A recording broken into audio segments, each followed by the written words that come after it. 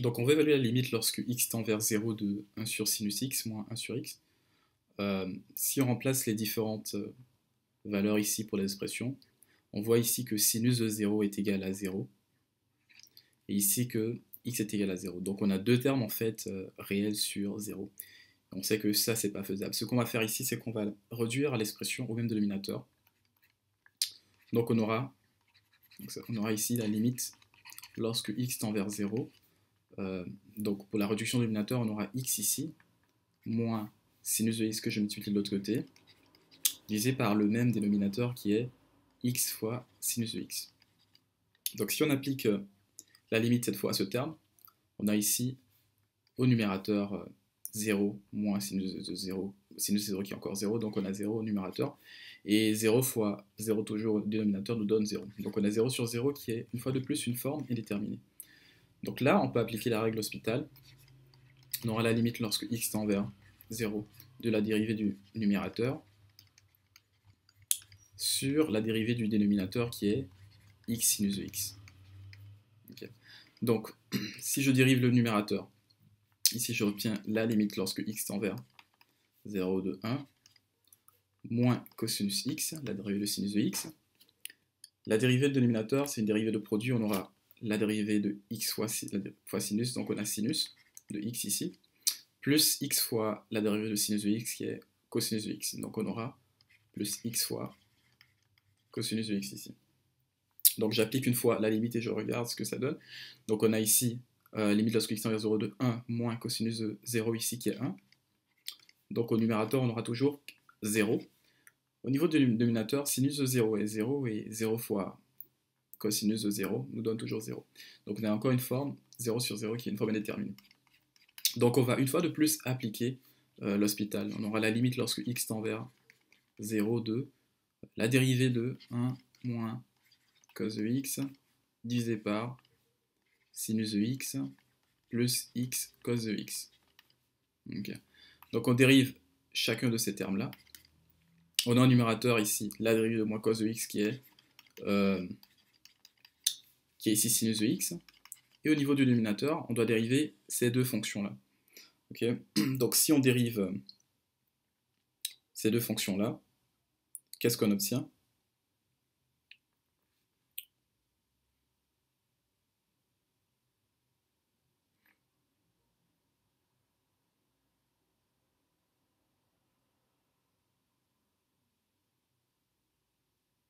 Okay. Donc on obtient ici sinus de x dérivé qui nous donne cosinus de x au dénominateur. Et lorsqu'on dérive x cosinus de x, c'est une dérivée de produit, on aura d'abord cosinus de x plus x fois la dérivée de cosinus de x qui nous donne moins sinus de x ici fois x. Okay. Donc si on évalue cette limite-là, on voit ici au numérateur que la limite lorsque x tend vers 0 du sinus de x est égale à 0. Au dénominateur, cosinus de 0 c'est 1. Ici, cosinus de 0 c'est encore 1, donc on aura 1 plus 1. Et ici, 0 fois tout ce terme-là nous donne 0. Okay. Donc ça veut dire que notre limite ici est égale à 0. Ça c'est la valeur de notre expression. Donc considérons à présent une deuxième limite. Donc on regarde la limite lorsque x tend vers 0 de e à la moins x carré moins sec de x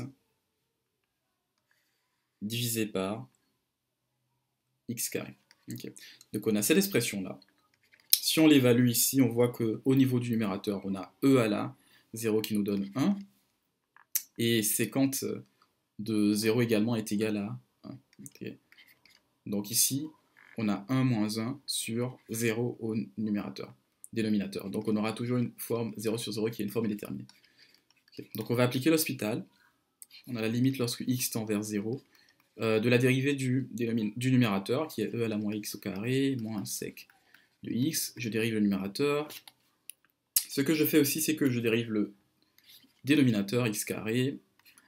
Et bon, lorsqu'on dérive le numérateur ici, on obtient, ici on va faire descendre on va faire la dérivée de moins x carré, ok.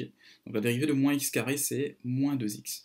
Donc j'ai ici moins 2x fois e à la moins x au carré, ça reste toujours le même terme. La dérivée de sécante de x ici, il faut qu'on se rappelle l'expression, c'est sécante de x fois tangente de x. Donc j'ai ça au numérateur. Au niveau du dénominateur, j'ai la dérivée de x au carré qui me donne 2x. Donc ce qu'on fait, c'est qu'on évalue la limite lorsque x tend vers 0 de ce terme-là. Donc ici, si on remplace ce terme-là, on sait déjà que 2 fois 0 ici, ça nous donnera 0. Donc tout ce terme-là va être nul.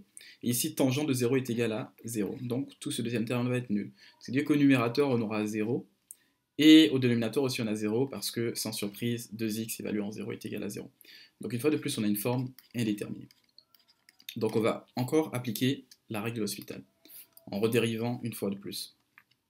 Donc, ce qu'on va faire ici, c'est qu'on va évaluer la limite lorsque x tend vers 0 de la dérivée du numérateur. Je vais le mettre en parenthèse comme ça pour ne pas réécrire tout le terme. Et la dérivée du dénominateur aussi, comme ça. Donc si on fait la dérivée de cette première expression-là, on a moins 2x fois e à la moins x. C'est une dérivée de produit. Donc ça nous donne la dérivée de moins 2x fois e à la moins x.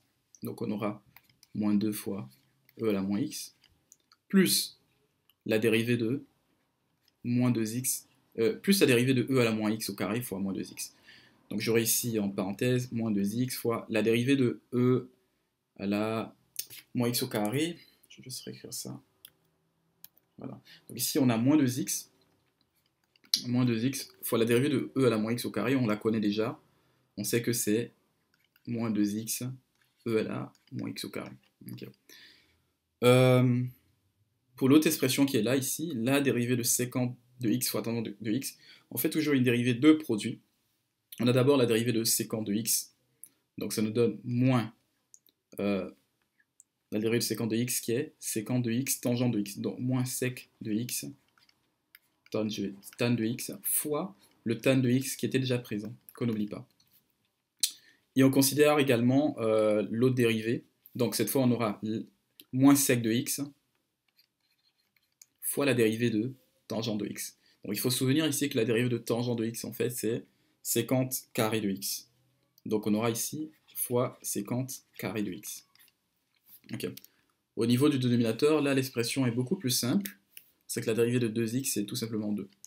Donc le numérateur, je peux le réécrire plus simple, de façon plus simple, j'aurai ici moins 2 e à la moins x au carré. Donc si je fais le produit ici de moins 2x fois moins 2x, j'obtiens plus 4x au carré fois e à la moins x au carré. Okay.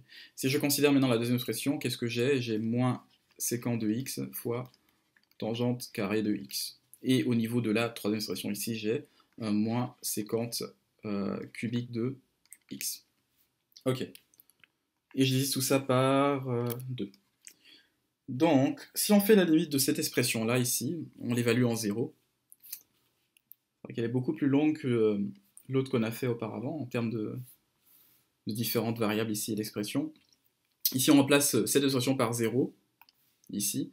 Donc, on aura e à la 0 qui nous donne ici un 1. Donc, on aura d'abord ici moins 2. Donc, ici, si on remplace cette expression par 0, ça nous donne ici un 0, ça s'annule.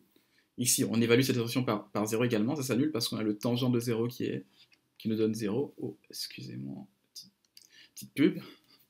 Donc ici, il ne nous reste plus que le moins sécante cube ici à la 0. Donc le sécante cube à la 0 ici, quand on l'évalue, ça nous donne un 1. Okay. Donc on a moins 2, moins 1, divisé par 2. Donc cette limite-là, particulièrement, nous donne moins 3 demi. Donc ça, c'est la réponse à notre limite.